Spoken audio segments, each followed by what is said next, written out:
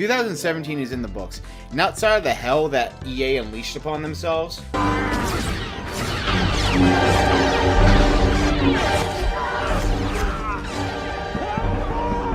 which is warranted, can't deny that, this year has been really good for gaming. There's been powerful systems that have been released. Nintendo is finally getting the recognition for the quality games that they deserve. And it feels like certain games and genres are returning to the form that we love. Alright, here's a top 10 list because the last one I did was negative, and this needs to be positive. So top 10 games of 2017. Everyone loves top 10s. Everyone likes top 10s. Also, just a heads up, I do not own a Nintendo Switch, so Mario Odyssey and Breath of the Wild are not going to be on here. I've played a little of them, but I don't have like a real strong opinion on them because I haven't played them long enough, so they're not on here. But they probably would be if I would have played them. Oh, no Crash Bandicoot. No remakes and no remasters. Also, this is my opinion, so we're not going to agree. So, yeah. Actually, I already know number 10 we're not going to agree on. But after that, we might. Look, this is my rare nostalgia right now, but I don't even care because I was so happy when this came out. Just let me hear this! Ukulele was supposed to be the second coming of Banjo-Kazooie. And, well, yeah, it played just like Banjo. It wasn't an upgrade nor to do anything crazy amazing. But it was a return to formula, and many of us wanted that. Even though a lot of people were very disappointed in it, I mean, I can understand that. The camera will get stuck behind things and sometimes take really weird angles that sucks. And Yuka is also hard to control at times. But that's also how those Nintendo 64 games used to be. Nostalgia overlooks that, and I mean, like, that's also why I really like this game. Because of my nostalgia. Whatever, shoot me for it. One could argue, however, that these problems should be fixed because the Nintendo 64 was forever ago. But on the bright side, this is better than what they did to Banjo-Kazooie. It's not a perfect game, not by any means, but I still had a lot of fun with this. And I hope they expand on this series and make it better. I love these type of games growing up, and I still do. Even talking about it makes my nipples like diamonds.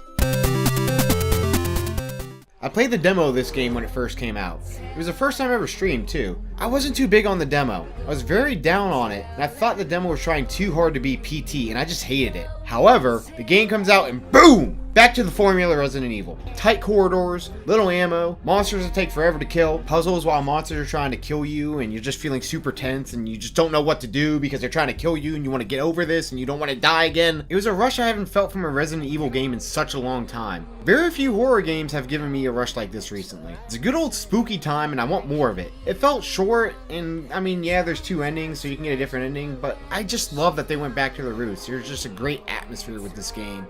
It's just a good time.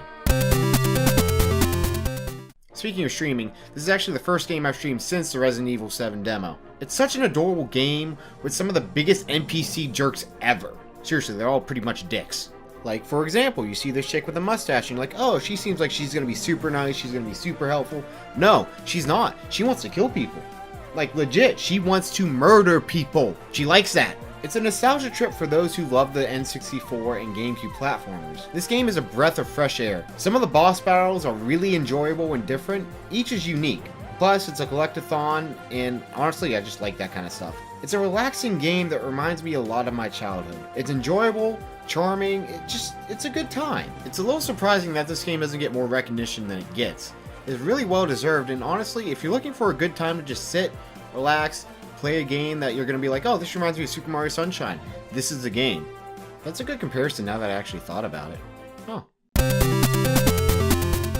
Quick backstory on this game. I went over to my buddy's house whenever the demo first released, and we played it for hours just to beat it. And guess what? The first boss in the real game is the same boss we fought that freaking day. It's the same one. Took forever the first time, it's gonna take forever the second time, whatever. This is a thoroughly enjoyable game. My style of play in these type of games is to dodge and use speed to my advantage. So Nia was right up my arsenal. Wait, what's Geralt doing in Japan? It's a beautiful game that gets tough as nails. It has some really memorable bosses where you're like, oh wow, that was a cool design, or you're like, oh hey, I know the mythology behind that. But if you're a fan of tough games that rely on quick reflexes, go play this right now because you're gonna love it.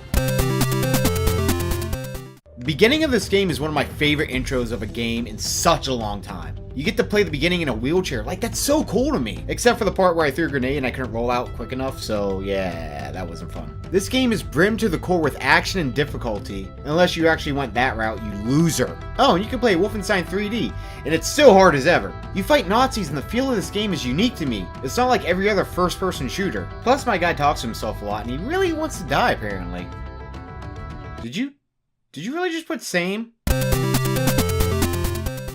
Dinosaurs. Robot dinosaurs. It's every kid's dream. See, what happens is the Jurassic Park dinosaurs, they get off the island, they go to Disney World, and they see the animatronics, and they just bang it out and have like dinosaur babies that are robots. This new IP offered so many fun things to do. Also, I freaking love Aloy as a character. She's so well written, and I like how the choices I make affects her personality. Like, there's compassion, there's just abrasiveness. It's so cool to me. I like that. Granted, I know other games do it, but whatever. I just like this character, okay? When it comes to weapons, bow and arrows honestly are my favorite. So having a character that specializes in that aspect as a main protagonist freaking appealed to me like to no end. I mean, you can make tripwires that are explosive or electric. The story draws you in early and had some big surprises that honestly I wasn't expecting. For instance, there was a moment near the beginning of the game where I was like, you gotta be kidding me. Why? What? How? What did I do? What did I do wrong? It blows my mind that people overlook this game. If you own a PlayStation 4, this is a must-have.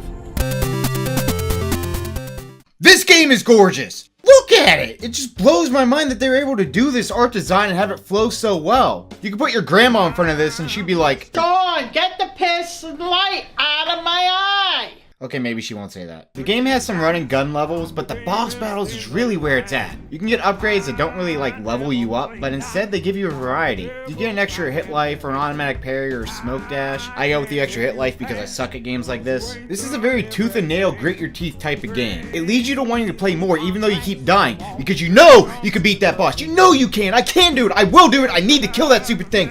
I'm not mad. I'm not mad. I'm cool. I'm cool. Everyone chill out. It's cool.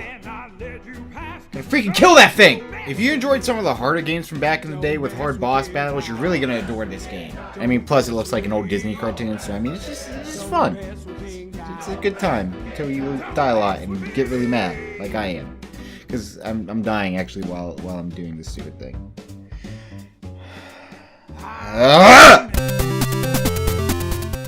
You, right there. I want you to listen to me real quick. I love the gameplay of this game so freaking much. Like, I can't get enough of it. It goes from third-person combat to side-scrolling to flying around, destroying everything. It's just amazing to me. The variety is tremendous and it flows extremely well within the game. Even in the beginning sequence, it teaches you all these mechanics and what you're in for. Some people may view the story of this game kind of odd, and I mean, let's face it, it does have its moments. What's that? Hey there, guys. What's up?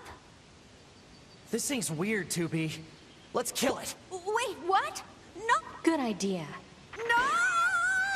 What? But once you really look into it and realize what this game is trying to tell you, it's really a masterpiece. The story keeps you guessing and thriving for more, and if you pay attention to the little details of the story, you realize how deep it really is. There's so much psychology and philosophy behind it that it really blows your mind the more you look at it. That's so intriguing to me, it makes me want to look into it more. There's gonna be tedious tasks in the game, but I mean, hey, let's face it, that's how any RPG is like. Am I right? Am I right? Of course I'm right, that's how they all are. Oh.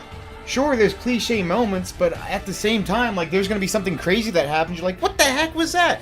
You have no clue, and so it makes you want to explore more, find out more. There's so much detail to this game. Like, oh my god, I can't even put it into words. Actually, yes, I can. Go buy the game. It's good. Do it. Do it. Do it! I love Lord of the Rings. One time when I was younger, I had a stiff neck and I laid in bed all day, and I ended up watching all 3 films in a row. And then I saw the Let It Be video that they had at the end of Return of the King, and I cried. But this is how you do a sequel right. They expand on the last game to a point where you can actually make an army of orcs. And throughout that process, you actually end up liking some of the characters that you bring in. You got the comedic relief in this character. Some are gonna end up betraying you. I'm leaving this army. Piss off. And then you really like this one guy and you think, hey, if I shame him, it's gonna help me get him. And all it does is...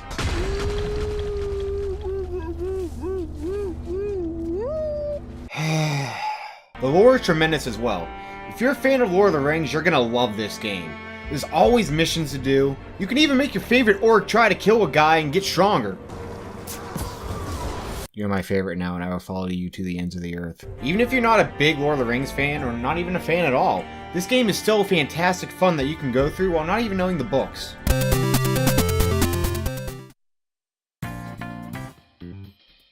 Throughout every game that I played this year, this is the one that I always came back to. Even while playing these games now to get ideas for this video and to get footage, I would plop this back in.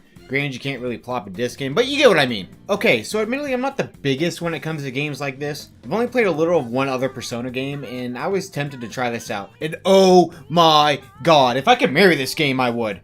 This is honestly one of the best RPGs I've ever played, let alone JRPGs. The story is very intriguing, every character is well written, and they develop nicely and they're very realistic. When it comes to playing style, there's so many paths to take. Heck, if you only want to play the game for the story, you can change the difficulty to focus on that. Or, if you want a challenge, you can do that too. You know what? I can't explain this game in this video. I need to review it, and that's what I'm gonna do.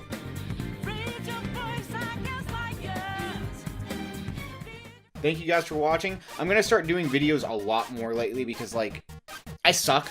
I am very bad with time management. So, you guys are gonna get more videos. You're gonna get to know me, stupid stuff, and I have 2 series coming out. That was 4. But I have 2 new series coming out in 2018. So, be on the lookout for that. Thank you guys so much for just supporting me this past year. I love you all. You're all amazing. I can't thank you guys enough. You guys are amazing to me. And thank you for supporting me. Thank you for watching these videos. And I'm going to do so much more for you guys. Thank you guys for watching. I'll see you all in the next video.